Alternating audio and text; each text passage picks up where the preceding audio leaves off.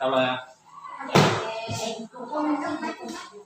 Nah, selamat pagi.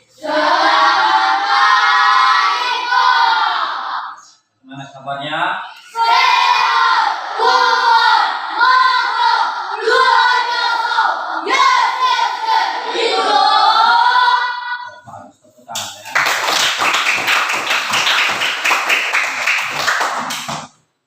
Apa ada yang tidak hadir hari ini? Tidak. Hadir kita semua ya? Hadir. Begitu ya. Kami harapkan supaya kehadiran anak-anak kami tetap hadir sampai seterusnya. Kecuali kalau ada halangan yang tidak bisa dielakkan.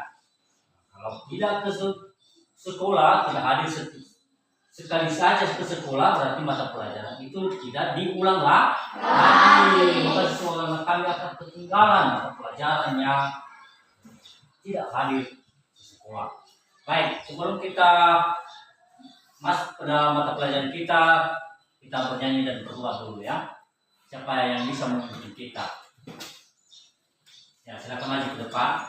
Ya.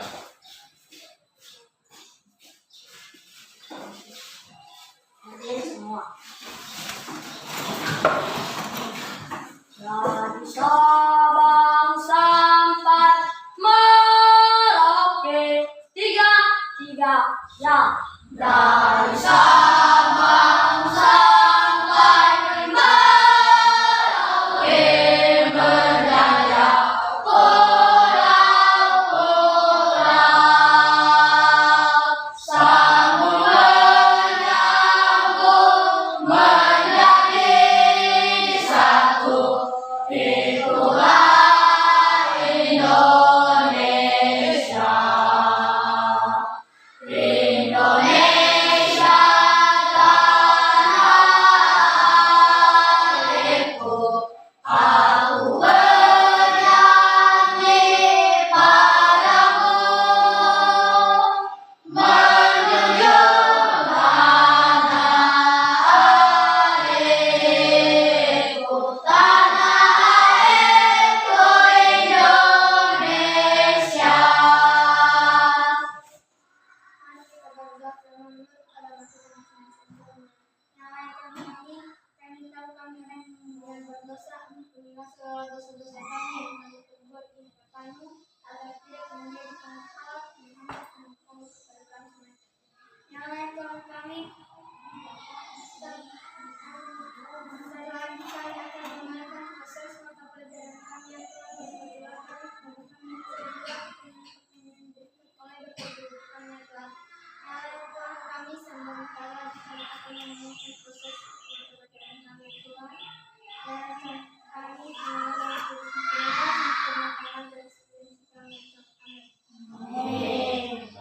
Silakan duduk tempatnya.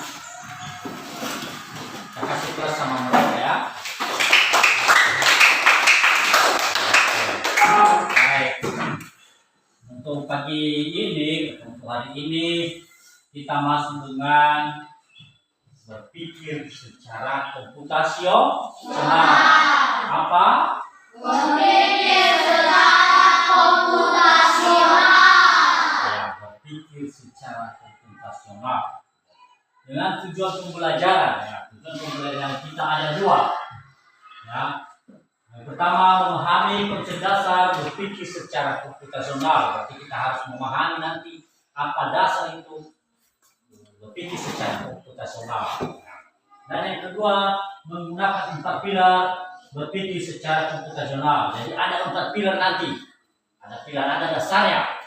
Nah, pilar untuk berpikir secara komputasional. Nah, itu dia. Ada dua tujuan pembelajaran kita untuk hari ini.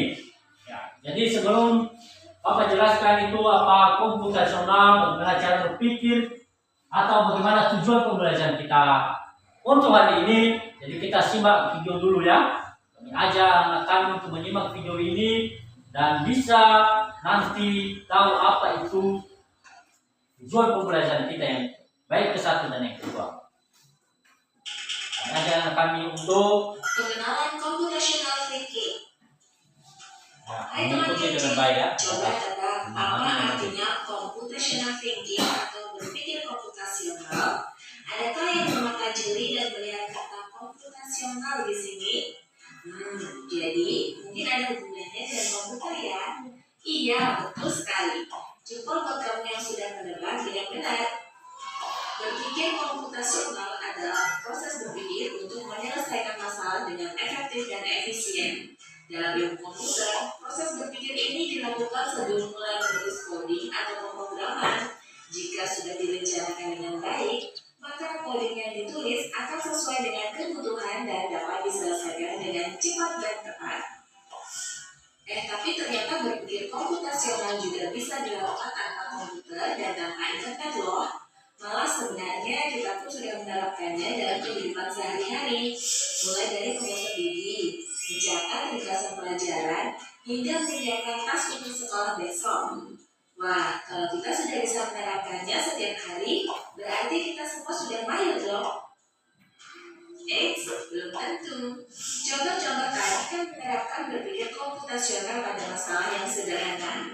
Masih banyak nih masalah yang lebih kompleks, seperti misalnya mengatur keuangan bulanan, apa yang harus dilakukan kalau kamu tersesat di tempat baru, hingga memilih jurusan dan karir.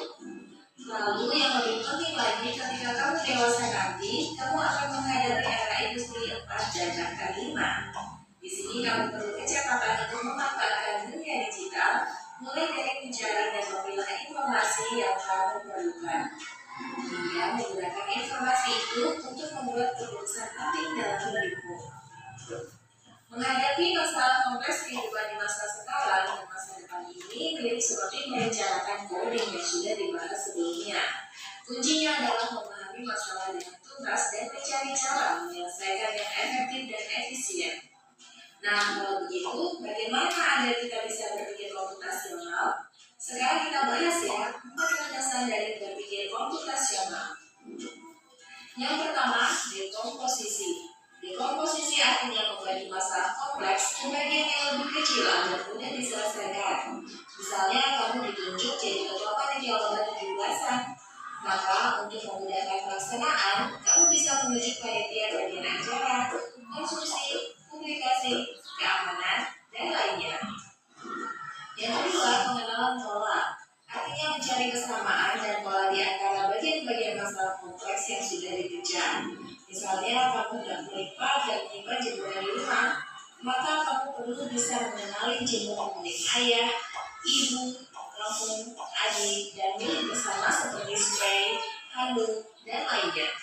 Ini karena jemuran-jemuran itu perlu disimpan di tempat yang berbeda. Yang ketiga, abstraksi. Artinya fokus pada informasi yang penting saja, mengabaikan detail yang tidak diperlukan. Misalnya, kamu hendak menceritakan pengalamanmu berwisata ke luar kota. Jadinya kamu mengalami banyak hal dan mulai berangkat di bus, berfoto bersama, makan di restoran, menginap di hotel, hingga perjalanan pulang. Tapi nggak mungkin kan kamu ceritakan semua kejadian dengan detail pada teman-temanmu. Pasti mereka bosan kalau kelamaan.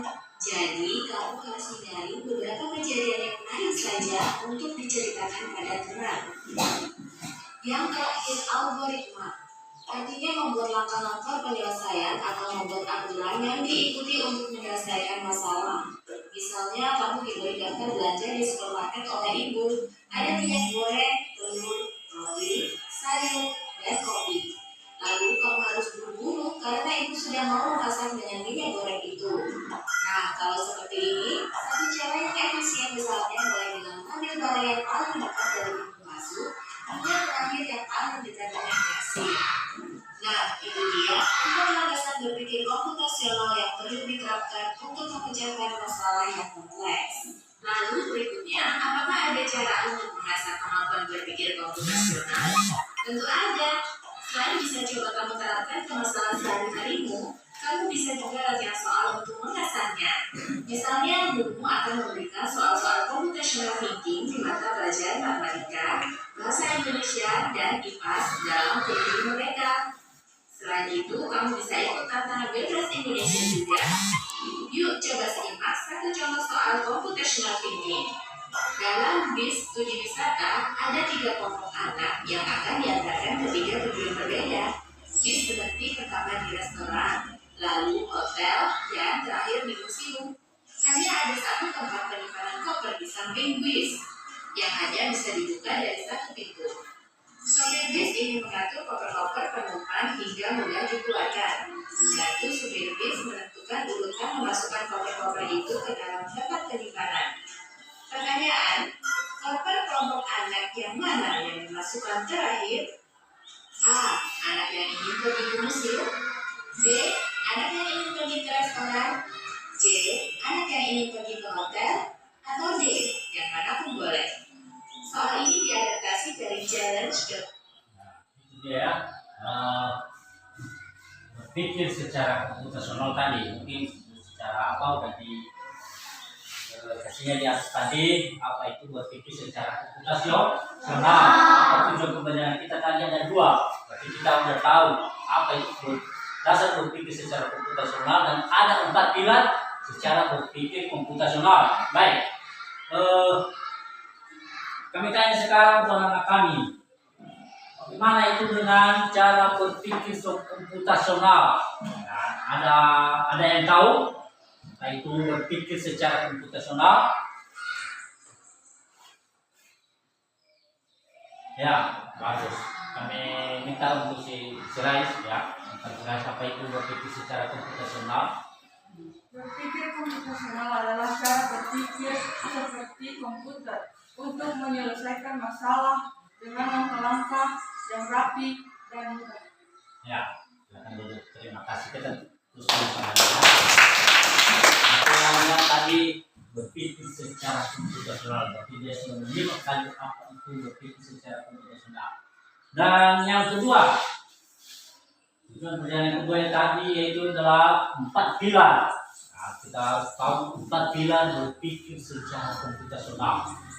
Apa itu 4 pilar secara berpikir secara komputasional? Ya, kami minta Nanda, apa itu berpikir 4 pilar berpikir secara komputasional? Ada di buku. Ayo, coba lihat ada di buku juga ada di atas tadi. Siapa yang bisa? Ya. 4 langkah penting. 1. Memecah masalah. Bagian masalah besar jadi bagian kecil. 2. Mengenai pola. Cari hal yang sering berulang. 3. Mencari informasi. Fokus pada hal yang penting saja. 4. Membuat langkah-langkah algoritma. Tulis secara menyelesaikan masalah dengan tulisan yang jelas. Ya. Itu ada 4 langkah-langkah berpikir secara komputasional.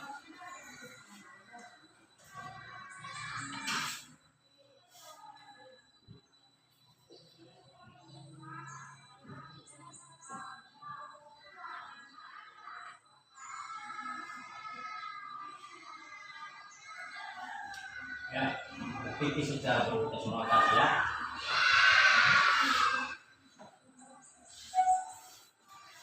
Baik. Ada 4. Yang pertama tadi apa? Memecah masalah. Dan yang kedua? Mengenai pola. Yang ketiga? Mencari informasi. Ya, menyaring informasi. Dan yang keempat? Membuat langkah algoritma. Membuat langkah algoritma. Baik. Itu dia ya. 4 dasar berpikir secara komputasional. Baik. Untuk itu, sebelum kita lanjutkan, saya kasih contoh soal. Dijawab nanti. Dijawab ini ditulis nama dan ditulis tanggalnya hari ini. Ditulis namamu. Dijawab ini. Nanti dijawab di kertas. Kertas ini di dalamnya. Untuk bila ganda nanti langsung dikolom. Untuk isian, berarti tulis jawaban yang ada di dalam ini. Kedua. Ini kan tadi kita menggunakannya.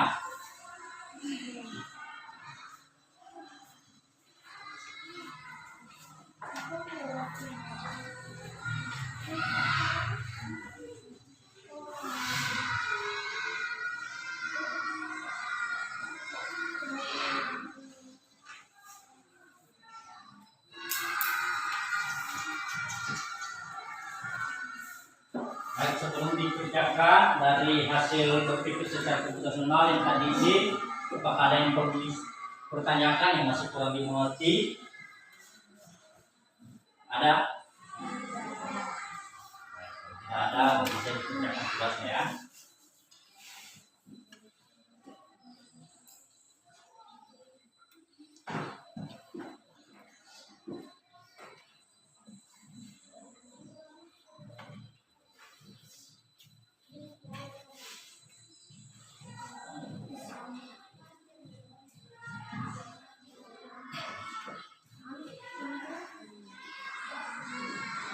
Yang kita tulis namanya, nama tanggal lahirnya pada tanggal sebelum. Ya.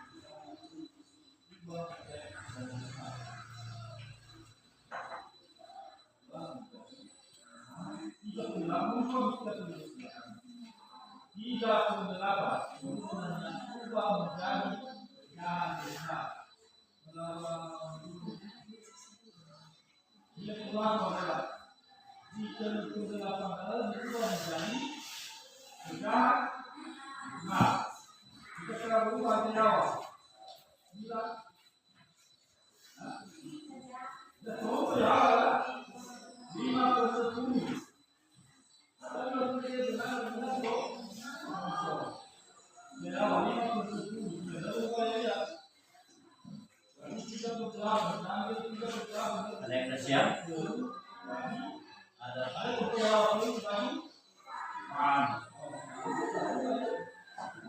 yang lainnya lagi. Ayo, pas. Nah, ada yang udah siap, ada yang juga yang masih belum.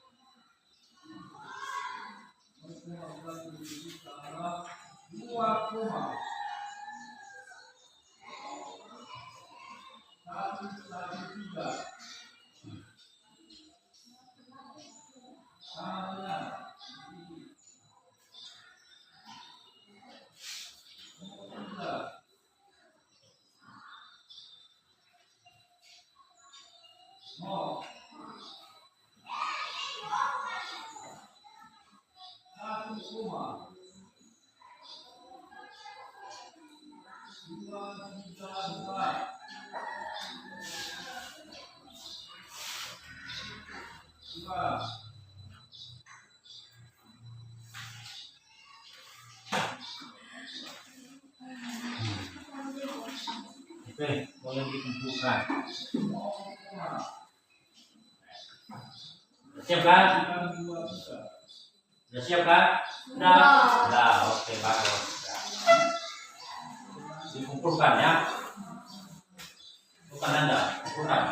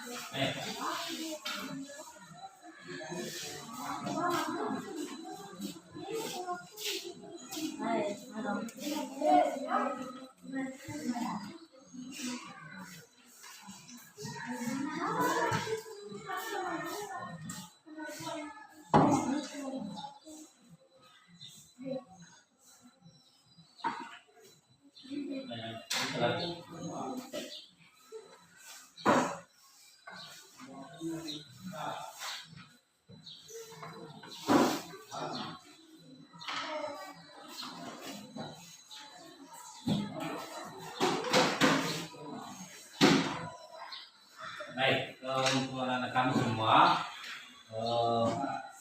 kami harapkan, ya, Bapak harapkan apa yang kita pelajari hari ini, apa yang kita pelajari hari ini berpikir secara komputasional supaya dibawa di dalam kehidupan kita sehari-hari.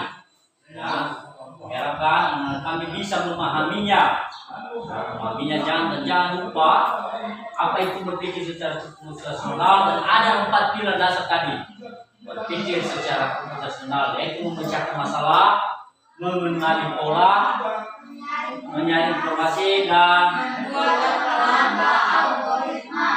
ya jangan lupa itu 4 pilar dasar berpikir secara komputasional. Ya. Sekian untuk kita pada hari ini. Bagaimana? Ada pertanyaan? Iya. Ada ya? Baik. Sebelum kita selesaikan, kita tahu apa aja dulu untuk kita bernyanyi. Tahu bernyanyi apa itu? Cipring kita mengenal Pancasila. Tahu? Apa itu mengenal Pancasila? Belajar Pancasila. Berdiri semua. Kita tepuk tangan ya. Belajar Pancasila. 3 ya. Belajar Pancasila, beriman dan bertakwa kepada Tuhan Yang Esa, dan bertakwa mulia untuk kebinekaan global, untuk loyo mandiri, kreativitas, benar kritis. Ya, terima kasih. Silakan. Ya, sudah sekian untuk pada bagian ini, dan boleh keluar. Cepat.